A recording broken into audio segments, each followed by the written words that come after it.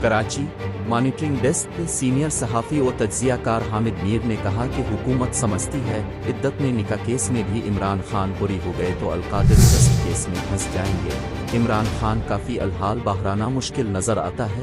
عمران خان کے خلاف نئے کیس بنانے کی بھی تیاریاں نون ہونا کی جا رہی ہیں۔